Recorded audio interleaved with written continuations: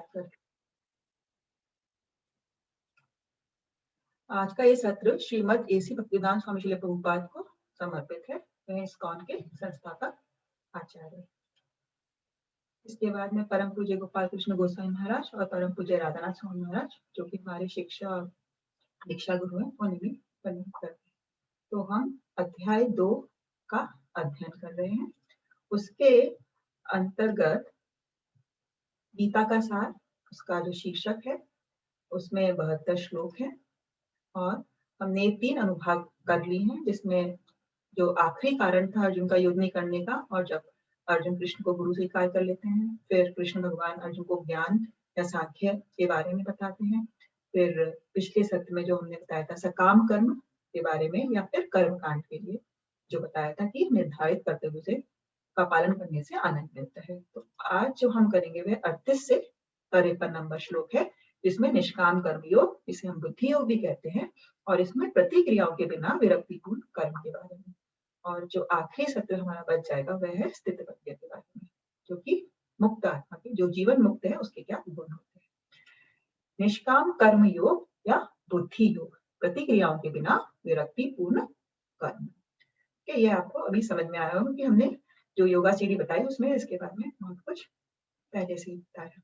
तो ये विभिन्न कारण थे अर्जुन के। इसमें जो तीसरा कारण था पाप के प्रतिक्रियाओं से भय, वह जो कारण अर्जुन ने पहले अध्याय में उठाया था, उसका अनुमोदन कृष्ण भगवान इस 38 से 53 श्लोक में कर रहे हैं। इसके पहले 33 नंबर के श्लोक में भी भगवान ने इसके बारे में कुछ बताया था, जो हम देखते हैं। तो इस अनुभाग का सारांश कि पाप की प्रतिक्रियाओं के डर से अर्जुन युद्ध से बचना चाहते थे। उन्होंने कहा कि मैं अगर युद्ध करूंगा तो मुझे पाप मिलेगा, क्योंकि मैं इतने सारे लोगों की हत्या करूंगा। तो 33 नंबर में भगवान ने बोला कि अगर तुम युद्ध नहीं करके अपने कर्तव्य से भागोगे तो पाप लगेगा। तो वहां उन्होंने थोड़ा सा अर्जुन को बताया था कि कर्तव्य नहीं करने से पाप लगेगा, ना कि युद्ध करने से।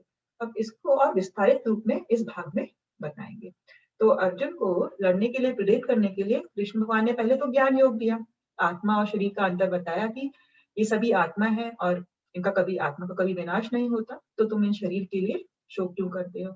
और फिर सकाम कर्म या फिर कर्म कांड के बारे में 31 से 37 में समझाया था कि युद्ध करने से तुम्हें या तो स्वर्ग मिलेगा या धरती पर सुख भोगने को मिलेगा। तो ये कर्म कांड का हिस्सा बताया था। अब अर्जुन को क्या कह रहे हैं कृष्ण कि कर्म करो, ठीक है ना। कर्म मतलब जो युद्ध करने का कर्म है वह पहले भी था, अभी भी है, लेकिन अब भगवान क्या कह रहे हैं कि ज्ञान और वैराग्य के साथ युद्ध करो और उस कर्म को मेरे को अर्पित करके करो। तो यहाँ जो युद्ध करने का है वह दोनों में बिल्कुल सेम है। वहां पे युद्ध करने के लिए समझा रहे थे, यहाँ पर भी, बट अब जो समझा रहे हैं कि ज्ञान और वैराग्य के साथ युद्ध करो, युद्ध करने के लिए, लेकिन उसका जो फल है उसकी चिंता मत करो, मेरे लिए युद्ध करो। तो वह कहलाता है फिर निष्काम कर्म योग। तो अब इस खंड में कृष्ण बताएंगे कि कोई भी व्यक्ति अगर फल से विरक्त होकर कर्तव्य करता है तो उसे कोई भी प्रतिक्रिया नहीं लगती, वह उसके फल से या उसके प्रभाव से बच सकता है, कर्म बंधन से मुक्त हो सकता है। तो आइए हम इस सत्र को देखते हैं। द्वंद्व में संभाव, कोई श्लोक को पढ़ना चाहेगा? पिछली बार हमने एक श्लोक किया था इस अनुभाग का।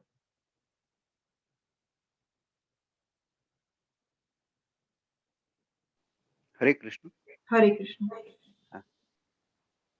हाँ जी उमेश जी। हाँ, सुख दुखे समे कृत्वा लाभ लाभो जया जयो ततो युद्धाय युजस्व नैवं पाप मवाप्यस्यसि। हरे कृष्ण। हाँ जी, कोई इसका अनुवाद पढ़ना चाहेगा? तुम सुख या दुख, हानि या लाभ, विजय या पराजय का विचार किए बिना युद्ध के लिए युद्ध करो। ऐसा करने पर तुम्हें कोई पाप नहीं लगेगा। भगवद गीता 2.8। हरे कृष्ण। हरे कृष्ण। तो पहले हमने बताया था कि अब जो कृष्णा, इससे पहले वाले श्लोक में उन्होंने कहा गया कि युद्ध करोगे तो जीतने पर स्वर्ग मिलेगा और हारने पर धरती पर राज्य भोगने को मिलेगा। लेकिन यहाँ पर हम देख रहे हैं कि भगवान कह रहे हैं कि युद्ध करने के लिए युद्ध करो, सुख दुख की, हानि लाभ की या विजय पराजय की कोई चिंता मत करो, और ऐसा इस तरह से युद्ध करने पर तुम्हें कोई भी पाप नहीं लगेगा। तो यहाँ पर वह एकदम से अपना रास्ता बदल रहे हैं। अभी तक समझा रहे थे अर्जुन को कि युद्ध करो अपने लिए, तुम्हें सुख भोगने को मिलेगा। यहाँ पर अब वह कह रहे हैं कि नहीं, तुम युद्ध सिर्फ युद्ध करने के लिए करो, इस बात की चिंता मत करो कि जीत होगी या हार, ठीक है। और जो भी युद्ध कर रहे हो उसको मुझे अर्पित करो, क्योंकि मैं कह रहा हूँ इसलिए युद्ध करो। तो ऐसे करने से तुम्हें कोई भी पाप नहीं लगेगा और तुम कर्म बंधन से मुक्त हो जाओगे। क्योंकि हमने देखा है कि जब कोई व्यक्ति कृष्ण भावना भावित होकर कोई कर्म करता है कृष्ण के लिए, तो वह किसी के प्रति कृतज्ञ नहीं रह जाता। वह भगवान के प्रति अगर अपना कर्तव्य निभा रहा है तो उसे अलग से अपने रिश्तेदारों, अपने परिवार या समाज के लिए या देवी देवताओं के लिए कुछ भी करने की आवश्यकता नहीं रह जाती। हमने आपको पहले ही बताया था, क्योंकि कृष्ण को समर्पित करने से कर्म को हमें सब हमारे जो भी जिम्मेदारियां हैं वह अपने आप पूर्ण हो जाती है। जैसे कि अगर हम जड़ में पानी डालें तो पूरे पौधे को पोषण मिल जाता है, उसी प्रकार से हम कृष्ण भगवान के लिए कर्म करेंगे तो सभी जो दूसरे लोग हैं हमसे संतुष्ट हो जाएंगे अपने आप। तो यही कह रहे हैं कि युद्ध करो, जो भी इसका रिजल्ट होगा या जो भी विजय पराजय मिलेगी उसकी चिंता किए बिना। तो यहाँ पर हम निष्काम कर्म योग के बारे में थोड़ा आगे बढ़ रहे हैं। कृष्ण भगवान अब अर्जुन को कर्म कांड से थोड़ा सा ऊपर उच्च स्तर तक लेकर आ रहे हैं। तो अभी आगे जो इसके बाद श्लोक आता है वह ये है।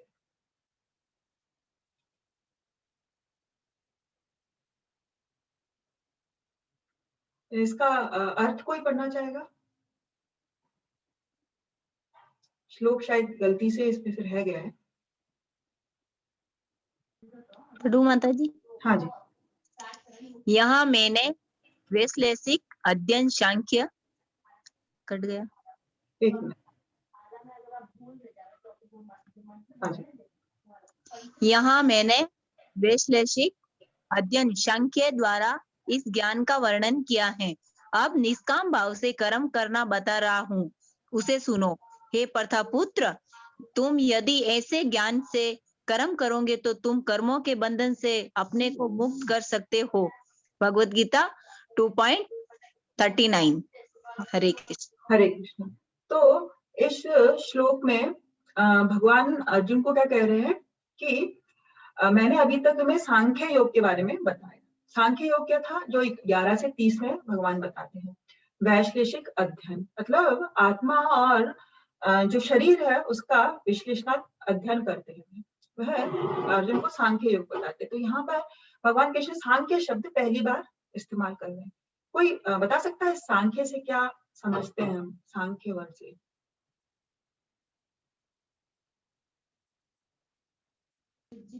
सखा संख्या, संख्या, ठीक है ना। तो सांख्या से मतलब है संख्या। संख्या मतलब हम कुछ भी काउंट करते हैं या कुछ भी अध्ययन करते हैं, विश्लेषण करते हैं, ठीक है ना। तो इस तरह से हम संख्या बोलते हैं उसको, नंबर्स है या काउंटिंग है। तो जो ये जो सांख्य योग था इसके बारे में कपिल देव जो कि भगवान के अवतार माने जाते हैं, उन्होंने अपनी माता देवहूति को इस योग के बारे में ज्ञान दिया था भागवतम में 3रे स्कंद में, ठीक है ना।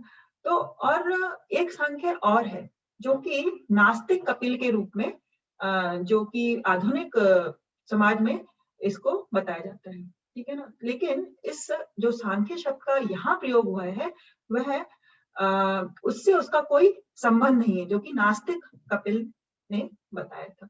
कई बार क्या होता है कि हम लोग जो कि ध्यान योगी या कुछ होते हैं वह लोग इस तरह का लेके आते हैं जैसे कि बुद्ध आए थे, तो वह ताकि हम अंतर कर सकें और अपने आप को उच्च स्तर तक ले आ सके। तो जो ये सांख्य योग कपिल देव ने बताया था वह हमें भक्ति की ओर ले जाता है, और भगवान कृष्ण भी इस सांख्य के द्वारा हमें आत्मा और शरीर के अंतर के बारे में बताते हैं। तो इसमें मुख्यतः जो सांख्य है कपिल देव के, उसमें हमें जो हमारे भौतिक तत्व होते हैं जो कि हमने बताया था कि ये जो है earth water fire air ether, तो उसके बारे में जो ये तत्व होते हैं वह कैसे हमारे शरीर को या इस भौतिक प्रकृति में कैसे वह जुड़ के इसका संरचना करते हैं। तो इससे क्या होता है कि जब हमें इन सब के बारे में ज्ञान हो जाता है तो हम शरीर का या जो भी ये हमारी भौतिक शरीर है, भौतिक तत्व है, उससे हम आत्मा को के अंतर को समझ पाते हैं आसानी से। ठीक है, और जब हमें ये ज्ञान हो जाता है और इस ज्ञान का इस्तेमाल अगर हम करते हैं, करते हुए अपना कर्म करते हैं, तो फिर क्या बोल रहे हैं भगवान, यदि तुम ऐसे ज्ञान से कर्म करोगे तो तुम कर्म के बंधन से अपने को मुक्त कर सकते हो। तो इसमें भगवान बुद्धि योग शब्द का इस्तेमाल करते हैं। तो बुद्धि योग से यही है कि अपनी बुद्धि द्वारा, है ना, अपनी बुद्धि द्वारा, ज्ञान द्वारा कर्म करो। ठीक है, तो तुम्हें कर्म के बंधन से मुक्ति मिलेगी। तो यहाँ पर जो बुद्धि योग शब्द हुआ है वह मुख्यतः इसकी ओर हुआ है कि बुद्धि से कर्म करो। लेकिन जब हम आगे भगवद गीता में पढ़ेंगे 10वें अध्याय में और 18वें अध्याय में, वहां पर भी 10वें अध्याय के 10वें श्लोक में और 18वें अध्याय के 57वें श्लोक में भगवान इस बुद्धि योग शब्द का प्रयोग करते हैं। लेकिन तब तक पहुंचते पहुंचते भगवान ने अपने आप को गीता में बता दिया था कि मेरी भक्ति करो, मेरे भक्त बनो, अगर मेरी भक्त करोगे तो मैं तुम्हें ये बुद्धि दूंगा जिससे तुम मेरे पास आ सकते हो। तो वहां पर जब बुद्धि योग का इस्तेमाल करते हैं तो भगवान ज्यादातर भक्ति योग के बारे में बता रहे हैं। तो कई बार गीता में जो शब्द यूज होता है उसका अलग अलग जगह पर कई बार अलग अलग रूप से उसका हमें समझना पड़ता है। तो जब आगे आएंगे तो हम 10वें अध्याय में भगवान बताएंगे तेषां सतत युक्ताम नाम भजताम प्रीति पूर्वम ददाति बुद्धि योगम तम ये नमाम उपयंति। तो जब तुम भक्ति करोगे प्रेम को तो मैं तुम्हें बुद्धि दूंगा जिससे तुम मेरे पास आ सकते हो। तो इस प्रकार से वहां पर बुद्धि योग का इस्तेमाल भक्ति योग के लिए किया गया है। लेकिन यहाँ पर अभी हम बुद्धि योग से सिर्फ यही समझ रहे हैं निष्काम कर्म योग या ज्ञान के साथ कर्म करना। ठीक है, तो अभी हमने आपको जैसे बताया कि सांख्य योग कपिल ने दिए थे, वैसे ही हमारे विभिन्न दर्शन शास्त्र हैं। ठीक है ना, तो उन्होंने अलग अलग उनके मुख्य प्रतिपादक हैं। जैसे न्याय शास्त्र है, उनके मुख्य प्रतिपादक गौतम है। वैशेषिक है, उसका कन्नड़ा बोलते हैं, सांख्य के कपिल देव हैं। योग शास्त्र के पतंजलि हैं। पूर्व मीमांसा जो है, इसे कर्म मीमांसा भी कहते हैं, उसके जैमिनी ऋषि हैं। और जो वेदांत है, ब्रह्म मीमांसा, उनके मुख्य प्रतिपादक वेद व्यास जी। तो इस प्रकार से विभिन्न विभिन्न दर्शन शास्त्र में, जिसमें कपिल देव ने मुख्यतः सांख्य योग पर चर्चा की है, जो कि हमें भक्ति की और ले जाता है। ठीक है, अब इस योग में कोई हानि नहीं, ये 40वां नंबर श्लोक है। कोई इसको पढ़ना चाहेगा? मैं कोशिश करती हूँ। हाँ जी। नेहाभिक्रम नाशो अस्ति प्रत्यवायो न विद्यते स्व अल्पम अपि अस्य धर्मस्य त्रायते महतो भयात्। धन्यवाद निकिता। ओके, इसका कोई अनुवाद करना चाहेगा? इस प्रयास में न तो हानि होती है न ही हास, अपितु इस पथ पर की गई अल्प प्रगति भी महान भय से रक्षा कर सकती है। भगवद गीता 2.40। थैंक यू रेणु जी।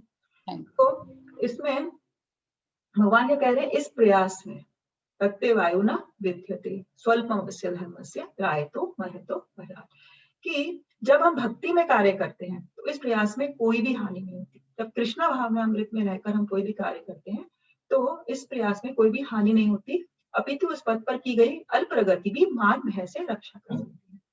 तो हम लोगों का सबसे बड़ा महान भय क्या है? कोई बता सकता है कि हमें किस चीज का हमेशा डर लगा रहता है, या क्या डर है हमें? कोई हम पे हंसे नहीं, कोई हमारा मजाक ना उठाए, आई थिंक। और सबसे अंतिम भय होता है हम लोगों का, हम लोग मृत्यु से डरते हैं, है ना।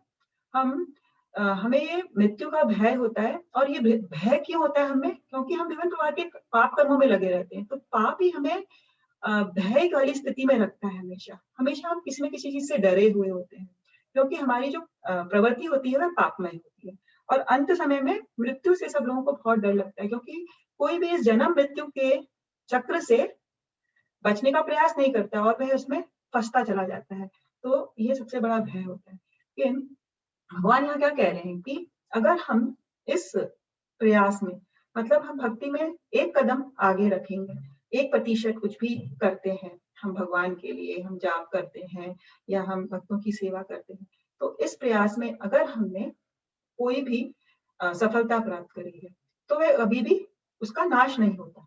जैसे कि हम जब भी कोई भौतिक सफलता प्राप्त करते हैं या भौतिक कार्य करते हैं, ठीक है, जब तक कि वह पूरा नहीं हो जाए तो उसमें 100% हमें देना पड़ता है, नहीं तो उसका कोई फायदा नहीं होता। लेकिन भगवत भक्ति में इस तरह से नहीं होता। इसमें अगर हमने कुछ भी किया है तो अगले जन्म में हमें, अगर हमने 2% इस जन्म में भक्ति करी है तो अगले जन्म में वह 3% से चालू होगी। हमें फिर से उसे, जितना भी हमारा स्टॉक में है वह कभी भी नाश नहीं होता। हमारे जो भक्ति का बैंक बैलेंस है वह हमेशा जितना हमने उसमें रखा है वह रहता है। लेकिन हमने अभी देखा है कि अगर सपोज हम इस जन्म में डॉक्टर हैं, जैसे कि हम लोग डॉक्टर हैं, हमने बहुत पढ़ाई करके डॉक्टर बने, लेकिन अगर हमें मृत्यु के बाद दूसरा जन्म मिलता है तो हमें फिर से वही नर्सिंग क्लास में ABCD से प्रारंभ करना पड़ेगा। हम ये दावा नहीं कर सकते कि पिछले जन्म में हमने इतनी पढ़ाई करी थी तो हम अभी से डॉक्टर है, नहीं। तो वह पूरा नाश हो जाता है, उस सफलता का कोई फायदा नहीं होता अगले जन्म में। लेकिन अगर हमने इस जन्म में भक्ति करी है तो इतना निश्चित हो जाता है कि अगले जन्म में या तो हमें किसी वैष्णव के घर में जन्म मिलेगा या फिर कोई एक उच्च परिवार में जन्म मिलेगा जहां हमें भक्ति में आगे बढ़ने का हमें वो मिलेगा, मार्गदर्शन मिलेगा या हमें सहायता होगी उससे। तो इसलिए हम अपनी भक्ति को आगे बढ़ा सकते हैं अगले जन्म में भी। तो इस प्रकार से भगवान इतना हमें आश्वासन दे रहे हैं कि इस प्रयास में कभी भी कोई हानि नहीं होगी। और जैसे कि आगे भागवतम में भी इस प्रकार का एक श्लोक आता है, इसको कोई पढ़ना चाहेगा?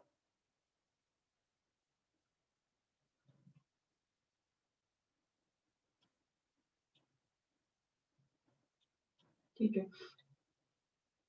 त्वक्ता स्वधर्मं चरानं भुज हरेर भजन पक्वोऽथ पते तथो यदि यत्र क्व भा भद्रं भूतमुष्य किं को वार्थ आपतो भजताम स्वधर्मतः। तो इसका कोई अनुवाद पढ़ना चाहेगा?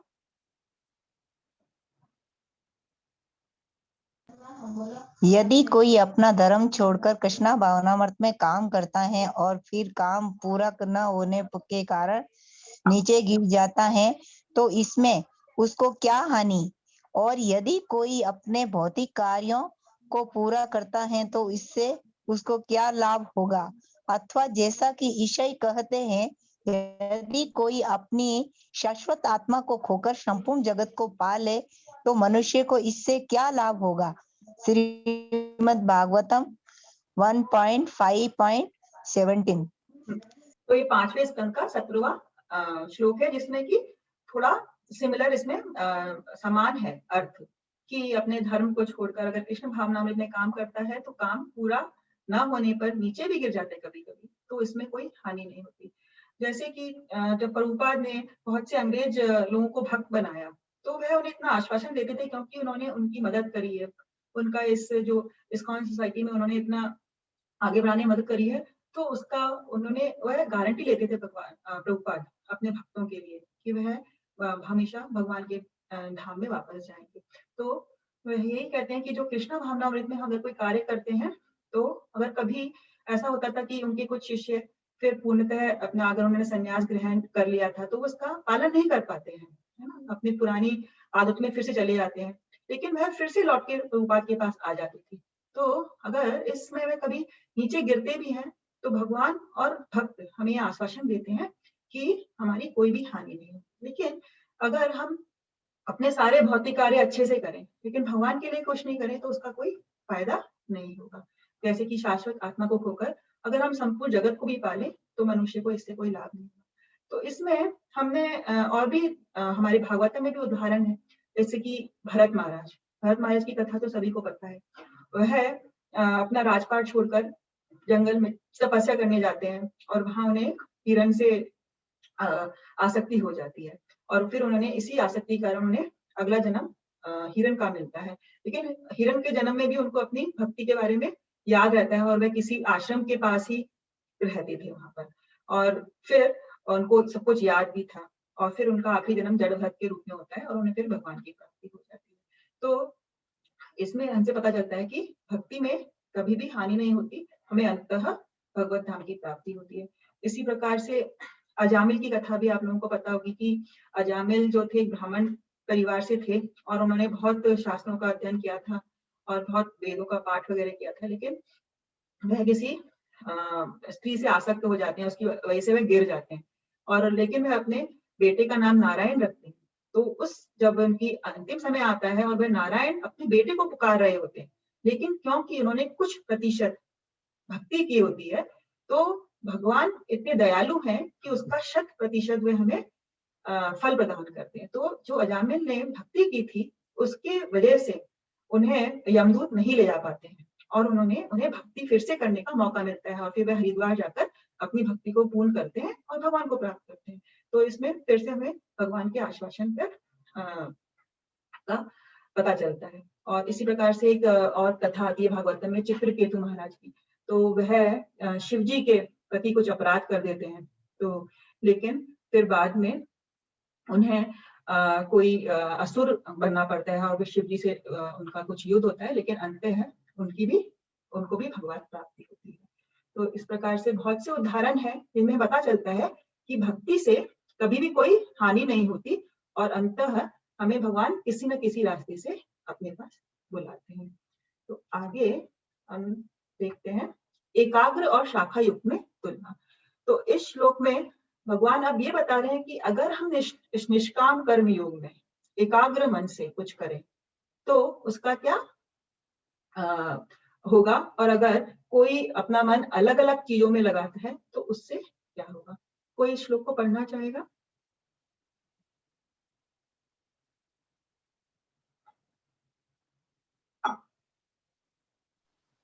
हरे कृष्ण। हरे कृष्ण। व्यवसायित्मका बुद्धिरेकेह कुरु नंदन बहुशाखा अनंताश्च बुद्धियो व्यवसायी नाम। हरे कृष्ण। हरे कृष्ण। इसका अनुवाद कोई पढ़ना चाहेगा?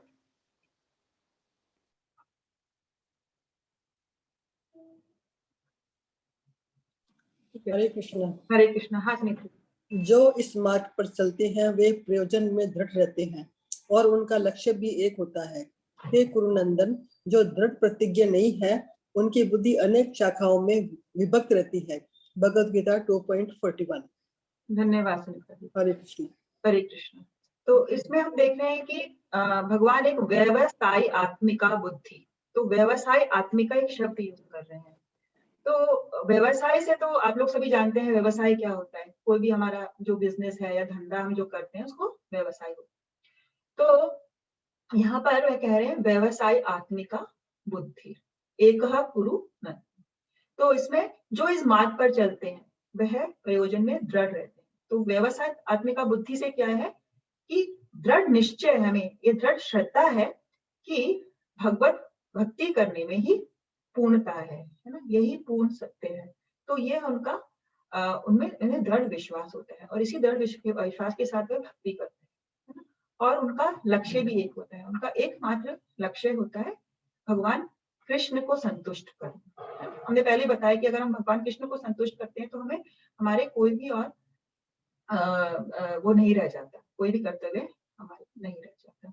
तो और जो ये हम कर रहे हैं कृष्णा भावना भक्ति, ये हमें किसी गुरु के निर्देशन में करनी होती है। ये बहुत जरूरी होता है कि हम इस मार्ग पर चले, हमारा लक्ष्य एक हो, लेकिन हम गुरु के निर्देशन में करें।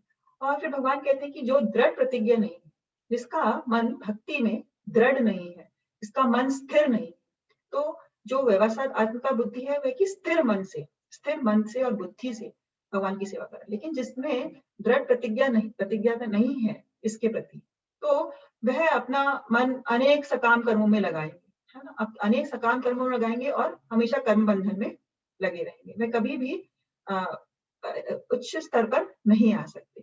तो इसीलिए भगवान कह रहे हैं कि ऐसी अपनी बुद्धि मत रखो कि अलग अलग कार्य में रखो। इसको हम एक उदाहरण से समझा सकते हैं, जैसे कि ये पिक्चर आप देख रहे हैं, है ना, इस पिक्चर में क्या है, ये व्यक्ति कहीं जाने की तैयारी में है ना, और सूटकेस में बहुत सारा सामान डालने के प्रयास में है।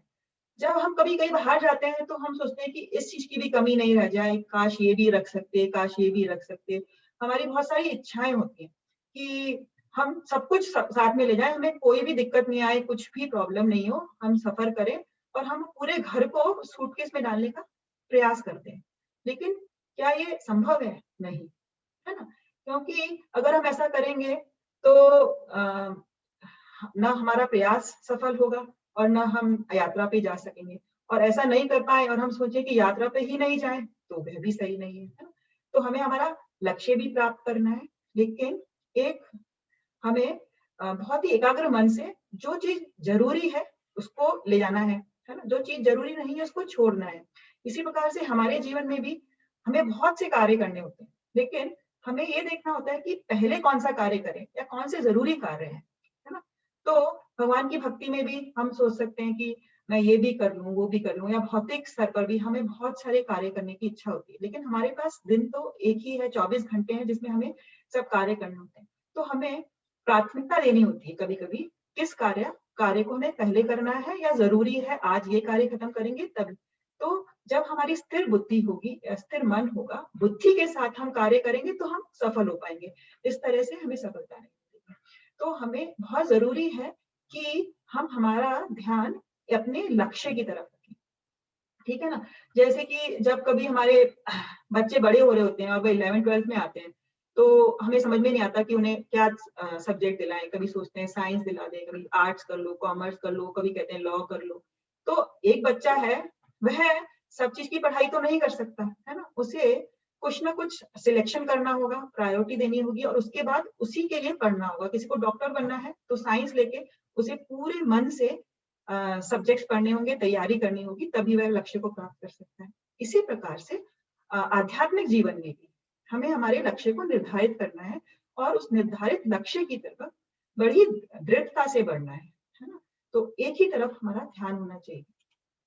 जैसे कि ये ओलंपियाड का जो ये चिन्ह है, तो ओलंपिक्स का, तो इसमें हम देखते हैं कि जब कोई खिलाड़ी है ना, वह इसमें भाग लेना चाहता है, तो किसी भी चीज में उसको किसी भी खेल में भाग लेने के लिए उसे बहुत मेहनत करनी होती है, और उसको अपना लक्ष्य पता है कि मुझे अपने इस देश के लिए यह मेडल लेके आना है। तो वह बड़े ही लक्ष्य के साथ में, पूरी मेहनत के साथ में अपने आगे बढ़ता है ना। अगर वह ध्यान अपने लक्ष्य की तरफ रखेगा तो ही वह आगे बढ़ सकता है, ठीक है।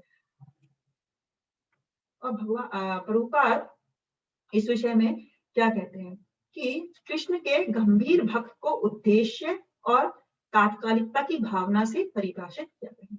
तो अगर हम बहुत सीरियस भक्त हैं, गंभीरता है हमें भक्ति में, तो हमें पता होना चाहिए कि हमारा उद्देश्य क्या है, और इस उद्देश्य को हासिल करने की कितनी जल्दी है, तात्कालिकता है, मतलब अर्जेंट है, ये हमारे लिए बहुत जरूरी है, और हमें इसकी तरफ कितनी तेजी से बढ़ना चाहिए। सब चीजों को पीछे छोड़ना होगा और इसी को अपना एक लक्ष्य बनाना होगा। तो आध्यात्मिक गुरु के निर्देश ही हमारे जीवन का लक्ष्य होने चाहिए। तो हमें ये सोचना चाहिए कि जो हमारे आध्यात्मिक गुरु ने हमें बताया है भक्ति में आगे बढ़ने के लिए, जो निर्देश दिए हैं, उनका पालन करना कितना जरूरी है। कि प्रभुपाद ने स्वयं ये किया था। उन्होंने अपने गुरु के एक निर्देश पर कि तुम बाहर देशों में जाकर प्रचार करो, उन्होंने अपने जीवन का उससे लक्ष्य बना लिया, और उस लक्ष्य के प्रति इतना उनका एकाग्र मन था, है ना, कि उन्होंने इसको हासिल किया। तो इसी प्रकार से हमारा भी लक्ष्य होना चाहिए एक ही। इसमें भी यही बताया गया कि ये लोग सब बिजनेसमैन हैं। जब हम इस भौतिक जगत में कोई बिजनेस करते हैं तो उनका एक ही अटेंशन होता है कि कैसे इसमें हमें लाभ हो, है ना। तो वह हमेशा पैसों के हिसाब से लाभ को देखते हैं कि जहां लाभ होगा वहीं हम इन्वेस्ट करेंगे। इसी प्रकार से भक्ति में भी हमें ये देखना होगा कि हम किस चीज में अपना समय ज्यादा से ज्यादा दें, जिससे हमें ज्यादा से ज्यादा आध्यात्मिकता की ओर प्रगति हो, है ना। जैसे कि किताबें पढ़ना है, भक्तों का संग करना है, मंदिर जाना है, जाप करना है, तो किस अंग में हम जब अपना ज्यादा से ज्यादा ध्यान लगाएंगे तो हमें जल्दी से जल्दी भगवान की ओर हमारी भक्ति का प्रगति होगी। तो वह हमें देखना चाहिए और उसी लक्ष्य की ओर बढ़ना चाहिए। अब ये जो 42-43 श्लोक है, इसमें भगवान बता रहे हैं वेदों के अज्ञानी अनुयायी। कुछ लोग वेदों को बड़े ही ज्ञान के साथ नहीं, अज्ञान के साथ उनका अनुसरण करते हैं। तो ऐसे लोगों के बारे में भगवान क्या बता रहे हैं? यामिमं पुष्पितं वाचं प्रवदन्ते अपश्चितः वेदवदारथ पार्था अन्याद असिति वादिनः कामकात्मा स्वर्गपरा जन्म कर्म फल प्रदान क्रिय विशेष बहुलाम भोग ऐश्वर्य गतिम प्रति। तो इसका कोई अनुवाद करना चाहेगा?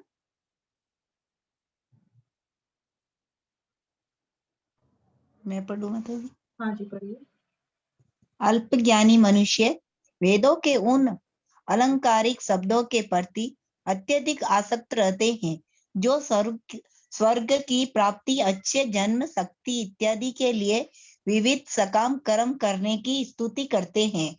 इंद्रिय तृप्ति तथा ऐश्वर्यमय जीवन की अभिलाषा के कारण वे कहते हैं कि इससे बढ़कर और कुछ नहीं है। भगवत गीता 2.42-43। हरे कृष्ण। हरे कृष्ण। धन्यवाद। तो इसमें क्या बताया गया कि अल्प ज्ञानी व्यक्ति, जिनका ज्ञान बड़ा ही सीमित है ना, अल्प ज्ञानी व्यक्ति, तो वह वेदों के उन अलंकारिक शब्दों के प्रति अत्यधिक आसक्त होते हैं। तो क्या है, वेदों में ज्यादातर क्या बताया? कर्म कांड के बारे में, सकाम कर्म के बारे में, कि इस तरह से यज्ञ करो, अनुशासन करो, है ना, देवी देवताओं की पूजा करो तो तुम्हें स्वर्ग की प्राप्ति होगी, ये फल मिलेगा, अच्छा फल मिलेगा, है ना। तो उसमें ज्यादातर इस बात पर जोर दिया जाता है वेदों में, ठीक है ना।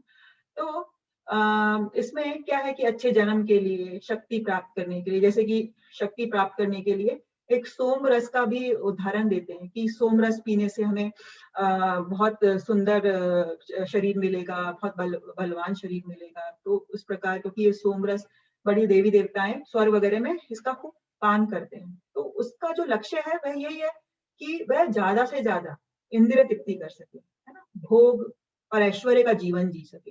तो उनका बस यही लक्ष्य रह जाता है कि हमें स्वर्ग जैसी सुख सुविधाएं मिल जाए। तो वेदों में इस तरह का कर्म कांड के बारे में है। लेकिन जो अल्पज्ञानी व्यक्ति होते हैं वही इस प्रकार से वेदों का वो निकालते हैं, है ना, मतलब। लेकिन जो ज्ञानी व्यक्ति होते हैं वही जानते हैं कि वेदों में जो भगवान कृष्ण ने कहा है कि जो वेदों का सचमुच ज्ञाता है ना, जो वेदों को वह जानता है कि वेदों का लक्ष्य मेरे बारे में जानना है या और मेरी पूजा करना है। मेरे बारे में जो जान जाएगा, जो मेरा ज्ञाता बन जाएगा, वह अंत में मुझे पूजेगा। तो वेदों का जो आंतरिक अर्थ है वह यही है। इसको बताते हुए भगवान कहते हैं कि ये जो लोग होते हैं ये बस इंद्रिय तृप्ति और ऐश्वर्य जीवन की अभिलाषा से कहते हैं कि इससे बढ़कर इसका कोई अर्थ नहीं है।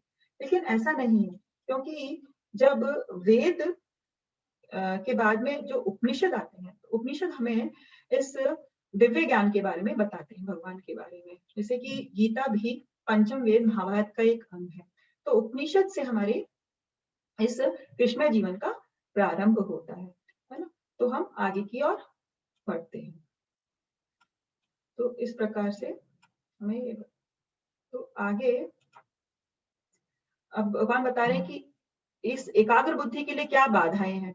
तो ये 44 नंबर श्लोक में बताते हैं कि जो लोग इंद्रिय भोग और भौतिक ऐश्वर्य के प्रति अत्यधिक आसक्त होते हैं तो वह इस वस्तु से मोहग्रस्त हो जाते हैं और उनके मन में भगवान के प्रति भक्ति का दृढ़ निश्चय नहीं हो पाता।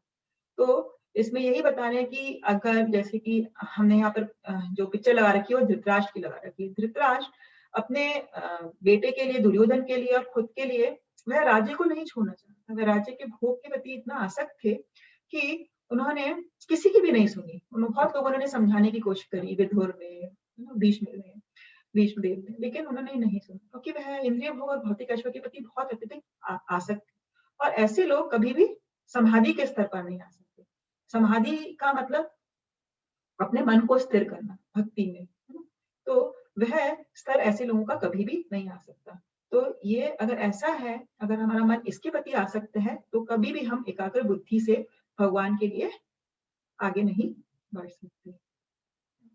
तो आगे ये श्लोक है, इसको कोई पढ़ना चाहेगा? वैदिक कर्म कांड से अब भगवान ने जब समझा दिया कि ये सब वैदिक कर्म कांड में मत पढ़ो, है ना, इन यज्ञों में, अनुशासन में, तो अब भगवान अर्जुन को कर्म कांड के स्तर से आध्यात्मिक धरातल की ओर ऊपर उठने को कह रहे हैं। तो इसमें क्या बता रहे हैं, कोई पढ़ना चाहेगा ये श्लोक? मैं पढ़ूं माता जी? हाँ जी पढ़िए। हरे कृष्ण। हरे कृष्ण। त्रय गुणे विषया वेदा निस्त्रे गुणो भवार्जुन निर्द्वंद्वो आत्मवान। वेदों में मुख्यतया प्रकृति के तीनों गुणों का वर्णन हुआ है। हे अर्जुन, इन तीनों गुणों से ऊपर उठो, समस्त द्वैतों और लाभ तथा सुरक्षा की सारी चिंताओं से मुक्त होकर आत्मपरायण बनो। भगवद गीता 2.45। धन्यवाद संतोष। हरे कृष्ण। हरे कृष्ण। तो यहाँ पर भगवान बोल रहे हैं, अब क्या बोल रहे हैं कि वेदों में मुख्यतः प्रकृति के 3 गुणों का वर्णन है। तो ये अध्याय बाद में आएगा, प्रकृति के 3 गुण। प्रकृति के 3 गुण क्या है? सत्व, रजस और तम। तो जो भी हम कर्म करते हैं भौतिक स्तर पर, ये सारे कर्म इन गुणों में निहित होते हैं, मतलब इन गुणों के अंदर रहकर हम सब कर्म करते हैं, है ना। जैसे कि अगर हम ज्ञान भी कर रहे हैं तो वह सत्व गुण में है ना। और अगर हम ये सब गुणों के भीतर रहकर काम करेंगे तो हमें कर्म बंधन होगा ही। तो भगवान कह रहे हैं कि इन तीनों गुणों से ऊपर उठने को कह रहे हैं, है ना, कि तुम इन 3 गुणों से ऊपर उठो। तो वह हमें कर्म कांड से आध्यात्मिक धरातल पर ले जा रहे हैं कि निस्त्रिय गुणो भव अर्जुन, इन गुणों से ऊपर उठो। तो केवल भक्ति ही है जो निस्त्रिय हो सकती है, न ज्ञान हो सकता है और न। तो इसमें क्या है कि हम समस्त द्वैतों और लाभ तथा सुरक्षों की सारी चिंताओं से मुक्त होकर आत्म परायण बनो, आत्मवान बनो। तो भगवान कह रहे हैं कि इन गुणों से जब उठ जाओगे ऊपर, तो तुम्हें लाभ और सुरक्षा की सारी चिंताओं से मुक्त हो पाओगे। फिर तुम्हें ये नहीं रहेगा कि मुझे इससे लाभ होगा, हानि होगी। उस सब की चिंताओं से मुक्त होकर अपना कर्म करो, मेरे लिए कर्म करो, मतलब तीनों गुणों से ऊपर उठ के कर्म करो, तो तुम आत्मवान बन पाओगी। आत्मवान से क्या अर्थ, हमने पहले भी आपको जो हमारे सत्र हुए थे उसमें बताया था कि कोई धनवान होता है, तो धनवान से मतलब जिसमें धन है, तो बलवान होता है जिसमें बल है। तो यहाँ पर आत्मवान से ये मतलब नहीं है कि जिसमें आत्मा है उसको आत्मवान कह रहे, नहीं। आत्मवान से मतलब है आत्मा के जो गुण है ना, वो अपने अंदर लेके आओ। आत्मा के गुण, या अपने आप को ये महसूस करो कि आप आत्मा हो और इसका जो मुख्य उद्देश्य है भगवान की सेवा करना, तो हम आत्मवान कहलाएंगे अगर हम इस आत्मा के गुणों का अनुसरण करेंगे। अब ये आज का आखिरी श्लोक है जिसमें भगवान क्या कह रहे हैं कि एक छोटे से कूप का सारे कार्य एक विशाल जलाशय से तुरंत पूरा हो जाता है। इसी प्रकार वेदों के आंतरिक तात्पर्य जानने वाले को उनके सारे प्रयोजन सिद्ध हो जाते हैं। तो हम देखते हैं कि जब पुराने जमाने में लोग कुएं के पानी से कार्य करते थे, तो छोटे छोटे कुएं हुआ करते थे। किसी कुएं के पानी को पीने के लिए मुख्यतः इस्तेमाल कर रहे हैं, किसी के कपड़े धोने के लिए कर रहे हैं, किसी को स्नान करने के लिए कर रहे हैं। लेकिन हमने देखा है कि अगर एक नदी मिल जाए जो कि इन सब कुओं का स्रोत है या एक बड़ा जलाशय है, तो उससे पूरे कार्य हम हमारे सारे कार्य हम कर सकते हैं, है ना। तो इसी प्रकार से वह कह रहे हैं कि अगर हमें वेदों के आंतरिक तात्पर्य को पता है, हमें ये पता है कि वेदों से भी हम भगवान को जानना ही उसका मुख्य लक्ष्य है। अगर हमें ये पता चल जाएगा तो हम हमारे सारे प्रयोजन सिद्ध हो जाएंगे। फिर हमें अलग से किसी को संतुष्ट करने की आवश्यकता नहीं रहेगी कि ये देवी देवताओं की पूजा करो, इसका अनुसरण करो, ये कर्म कांड करो, तो हमारी सबकी इच्छाएं पूरी हो जाएंगी क्योंकि हम भगवान कृष्ण को संतुष्ट करेंगे, है ना।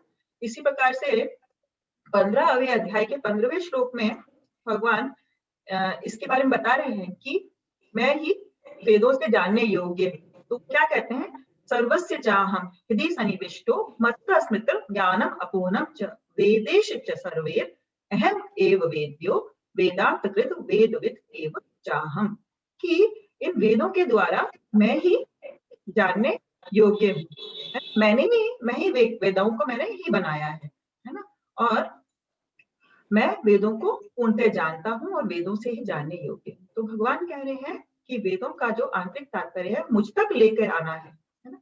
वेद मुझ तक लेकर आते हैं सभी को, और जो ये जान जाता है तो उसे बाकी कोई भी कर्म करने की आवश्यकता नहीं रह जाती। ठीक है, तो अब हम थोड़ा सा रिवीजन स्लाइड्स हैं ये।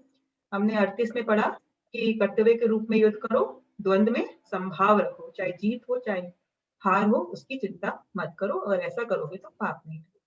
फिर हमने बुद्धि योग के बारे में बताया कि यहाँ पर बुद्धि योग है बुद्धि के इस्तेमाल से कर्म करना, ठीक है ना।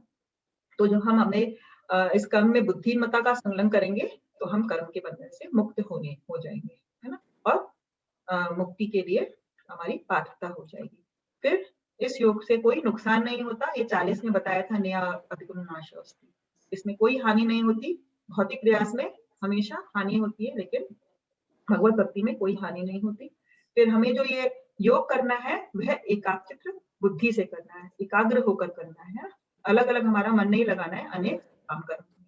फिर उसके बाद भगवान बताते हैं कि जो अल्पज्ञानी व्यक्ति होते हैं वे वेदों के इन जो अलंकारिक शब्द होते हैं उनके प्रति आसक्त होते हैं, और विभिन्न जो कर्म कांड से काम कर्म होते हैं उन्हीं में लगे रहते हैं और सोचते हैं यही सब कुछ है, वेदों में तो यही लिखा हुआ है, लेकिन ऐसा नहीं है ना। और बताया कि अगर एकाग्र बुद्धि हम करना भी चाहें तो हम अगर इंद्रिय भोग और ऐश्वर्य के प्रति आ सकते हैं तो वह कभी भी संभव नहीं हो पाएगा। तो हमें दृढ़ निश्चय से एकाग्र बुद्धि से भक्ति में लगना होगा। और फिर अर्जुन को वह निर्देश दे रहे हैं कि इन सभी कर्म कांड की चीजों से ऊपर उठो, इन 3 गुणों से अपने आप को ऊपर उठाओ, और इस ऐसा करने से सारी चिंताओं से मुक्त हो जाओगे और आत्म परायण बन सकोगे। फिर वेदों के उद्देश्यों को जानना, कि वेदों का क्या उद्देश्य है, कृष्ण को जानना और उनकी पूजा करना, जैसे कि 15वें अध्याय की 15वें श्लोक में है। तो आज हमने ज्यादातर यही कवर किया है कि हमें भक्ति में दृढ़ निश्चय रखना है, एकाग्र बुद्धि रखना है, और वेदों का भी यही सार है कि हमें भगवान को जानना है और भगवान ने ही वेद बनाए हैं और भगवान की पूजा करनी है। तो ये निष्काम कर्म योग था जिसमें हमें अपने सारे कर्म भगवान को समर्पित है। तो अगले जो सत्र में अब हम बताएंगे कि जो ऐसा व्यक्ति है जो वेदों को जान जाएगा, है ना, और जो भगवान की भक्ति में लगेगा तो वो जीवन मुक्त हो पाएगा। हमने बताया वह आत्म परायण हो जाएगा। तो ऐसे व्यक्ति के क्या गुण होते हैं, उसके क्या लक्षण होते हैं, तो अगले सत्र में भगवान यही बताएंगे। हरे कृष्ण। तो आज का सत्र यही समाप्त होता है। किसी का कोई प्रश्न है तो आप पूछ सकते हैं।